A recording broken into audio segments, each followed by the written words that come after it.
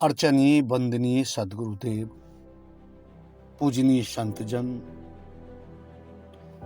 बीजक ग्रंथ के उपदेश सुन रहे अध्यात्म प्रेमी सज्जनों, देवियों, माता एवं बहनों, सदगुरु कबीर साहब का मूल ग्रंथ बीजक और बीजक ग्रंथ के तीसरा प्रकरण ज्ञान चौतीसा है और ज्ञान चौतीसा के घ अक्षर से सदगुरु कबीर साहब उपदेश दे रहे हैं। ये मनुष्य बार बार जन्म क्यों लेता है? क्या मनुष्य का पुनर्जन्म होता है? बड़ा ही सुंदर उपदेश है। आइए पहले पद को सुनते हैं। कहते हैं, घग्घा घट बिन से घट होई, आ घट ही में घट रखो समोई। जो घट घटाए घट ही फिर आवा, आ घट ही ले फिर घट ही समावा।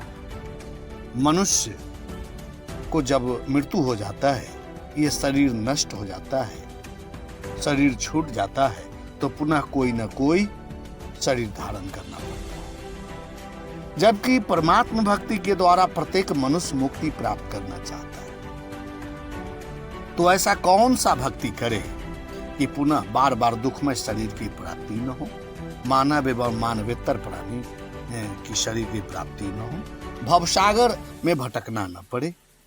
इसलिए मोक्ष की प्राप्ति के लिए सदगुरुदेव कहते हैं कि घट ही में घट रखो समोई। हे साधको, मोक्ष की प्राप्ति के लिए शरीर का नष्ट होना आवश्यक नहीं है। इसके लिए शरीर में रहते हुए शरीर की आसक्ति को समाप्त कर देना आवश्यक है। जीव शरीर में रहते हुए शरीर की आसक्ति, विषय वासनाओं का चिंतन करेगा तो उसे पुनः घट में आना पड़ेगा, उसे पुनः शरीर धारण करना पड़ेगा।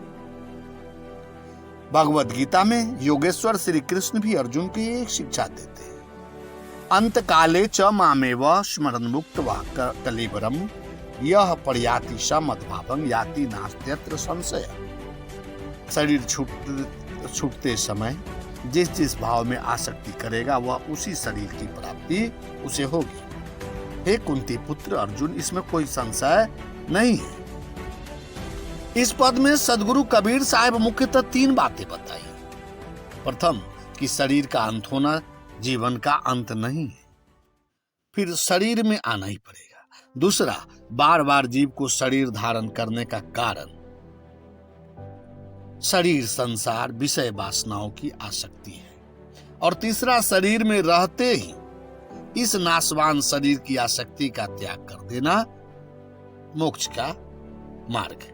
मान लीजिए आप सौदा खरीदने तथा बेचने बाजार जाते हैं और पूरा सौदा खरीदे बिना या बेचे बिना वापस घर लौट आते हैं, तो अगले दिन पुनः बाजार आपको जाना पड़ेगा। यही दशा जन्म तथा मृत्यु की है।